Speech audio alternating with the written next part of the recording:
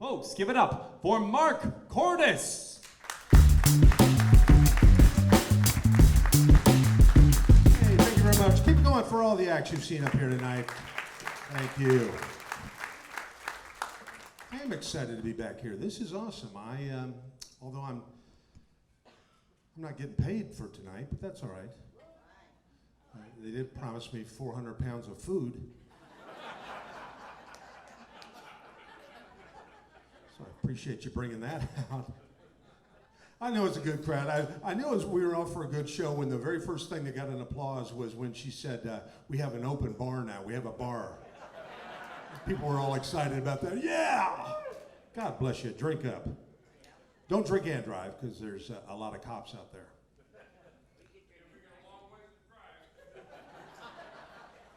Well, thank you, sir. Appreciate the help. A little comedy karaoke broke out there for a second. No, but cops, don't drink and drive because there's a lot of cops out there. And cops by nature are pessimistic. At least the one that pulled me over was. He saw the bottle as half empty.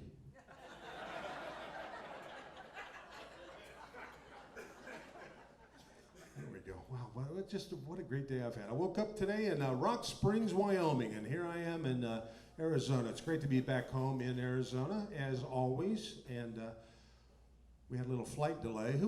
This actually qualified as weather today in Arizona. People are just in a panic at the airport. It's raining. Where are all the FEMA trucks?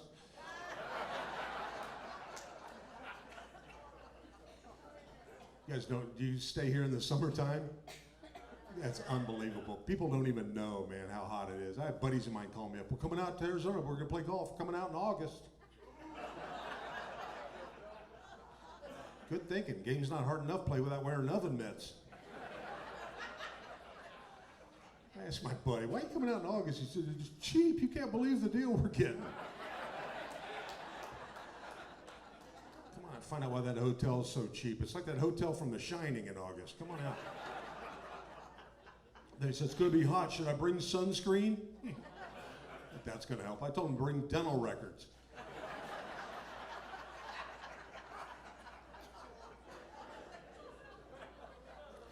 This is awesome. And by the way, speaking of drinking, I saw something weird when I did a tour with a Nashville singer. It was awesome. We were all up in that part of the country. And I saw something weird. People are weird when it comes to drinking around their kids, you know. I went to lunch. I had lunch at a Chili's because I got that kind of cash. And cute little family came in, just as cute as they could be. And Mom and Dad each ordered a glass of wine, and they ordered their daughter a Shirley Temple and their son a Roy Rogers. Are you familiar with this concept? Let the kids pretend they're drinking. That's a good idea. I don't see how that could backfire years down the road. I think it's a bad idea, number one. Number two, these kids have no idea who Shirley Temple and Roy Rogers are. Right? Meaningless names, these little kids. Let's modernize these drinks. Give names of celebrities that kids have heard of that they know probably shouldn't drink. Order your daughter a Lindsay Lohan. And your son can have a Charlie Sheen. It's the same drink, it's just Coke with a straw. All right, one guy that's all it took right there. I flushed the drug guy out. Well, let's see. Are there any topics that haven't been covered tonight? That's the beauty of going. And I'm not even last. There's 14 other guys. I'm talking about getting older because that's just the deal. That's just a natural progression. This is the oldest I've ever been. And it's weird getting older because here's the thing. I don't feel old. I got a number in my head how old I think I am, but it doesn't match up with what I see in the mirror. Right? The other night I'm getting out of the shower, I see my reflection. I'm like, why is there an old man in my bathroom? Can you please put some pants on? That is disgusting. Pretty sure that's why so many old people get hurt in the bathroom. They're startled.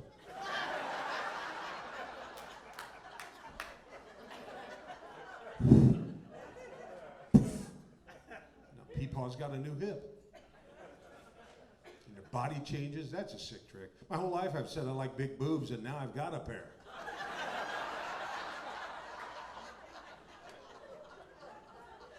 Kind of hard not to stare, isn't it, sir? I don't want to brag, but these are real.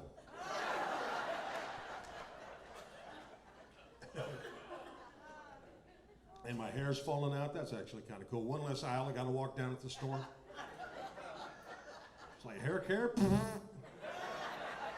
It's expensive though when you lose all your hair. Got to run out and buy a Corvette.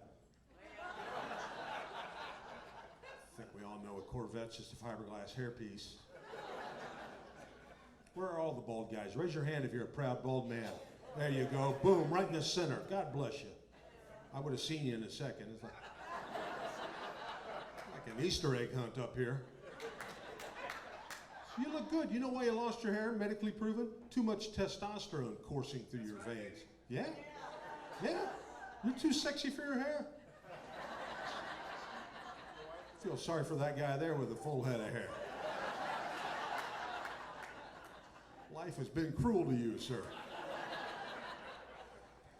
I never cared about hair loss. Women cared more than I did. I was doing a show once years ago, wasn't even talking about hair. This lady hollered out, "You've got a receding hairline. Do you hate that?" I was like, wow, a lot of stuff worse than that, folks. Thinking advancing hairline, way worse. Some of you are way ahead of me on this. Think about how you have to look in the mirror every morning. Whoa! Oh yeah, this is much better. Perfect. This isn't a problem. This, I've got to do something. I don't even know what's going on here. Thinking about having an ultrasound. Might be a baby in there. I used to be skinny in high school. I drank that stuff to make you gain weight. It should say on the label, this could take 30 years to kick in. Some kind of time release formula I wasn't aware of. Any other guys trying to drop a couple of pounds, lose some weight? Where are you, boys? Really? You gonna make me point you out? Well, you look like you're fit as a fiddle, aren't you, sir? Bass fiddle. That's damn funny right there. Way funnier than that other guy back there. One of those big upright basses. Try not to be funnier than me for the next 5 minutes, sir. Well, good for you. Do you do any kind of workout at all? Any kind of activities here? Sure. Sure? You gonna make me guess, or would you volunteer? A lot of walking. Sure. Now you're lost, aren't you?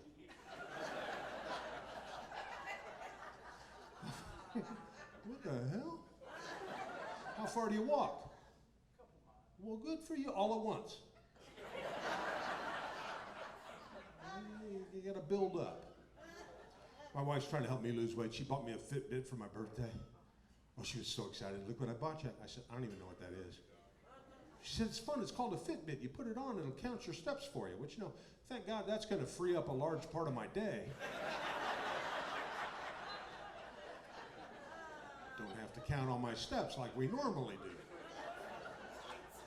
She said, just put it on. Your goal should be 10,000 steps a day. That was her goal for me, 10,000 steps. Turned out to be overly optimistic. I put it on a Friday, and I forgot about it over the weekend. And I checked on Monday, and I had 9 steps on there. Well, I am way behind her goal. So what I did, I was kind of proud of this. I went to Home Depot, and I gave the guy in the paint department $5 to strap it on that paint shaker.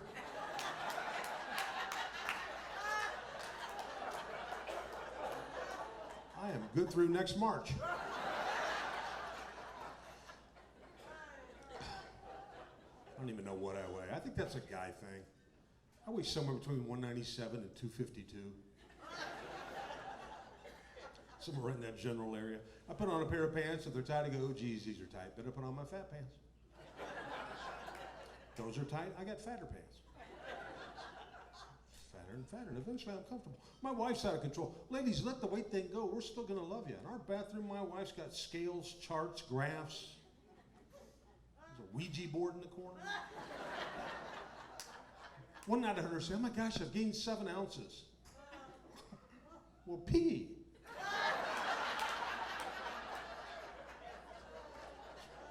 Work out tip, girls.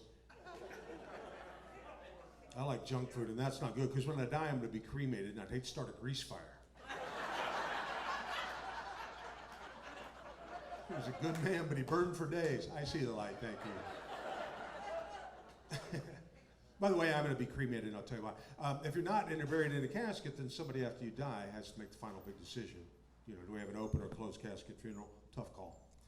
Because if it's open, people walk by, and there you are laying there. That kind of freaks them out, like, yee. And if it's closed, some people want to pay their last respects, but they can't. The casket's closed. What I would do if I was buried in one, I would have them put on one of those foot pedals, like on a wastebasket.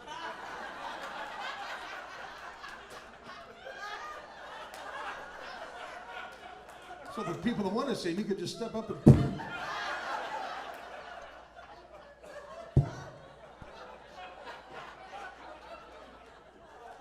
And I got the patent on that, so don't even think about it. Just looking for a partner in this venture. Maybe a retired home builder from Kansas City. She's still here? Did he leave? Well, I got to get out of here. This time has gone way too fast. Let me tell you this. Let me ask you real quick. Did anybody see The Spouse Whisperer when I was here like a year ago? All right. Well, thanks. It was a lot of fun, and I'd love to come back and do it sometime. And it's all about men and women, and I know a lot about relationships. I've had 5 successful marriages. Kidding. I'm on my second and last. I have an ex-wife. Hate that term. I think that's old-fashioned. I prefer to think of her as my mulligan.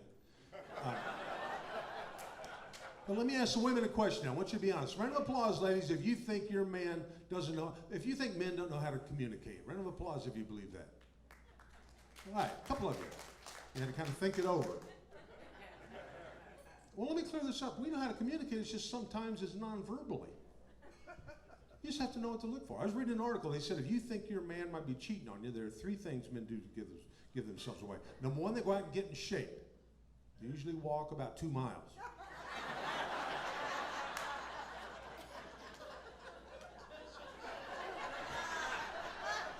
Number 2, they buy new underwear. Number 3, they start wearing more cologne. So ladies, next time you look across the living room, there's your big, fat, smelly husband sitting there. Big old beer belly hanging over some ripped up boxer shorts. That's just our way of saying I love only you. And for our birthday, we're not buying us underwear and cologne. What the heck are you thinking? Like you're pushing him out the door. So I tell my wife, you think I like looking like this? No, baby, this is all for you.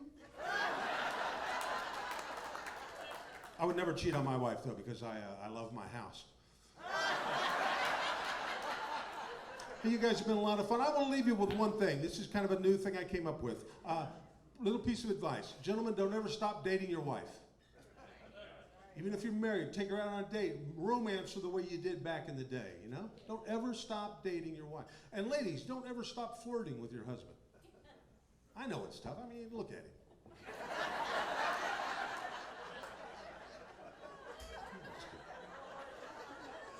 And pass this on to your kids. Here's my big theory.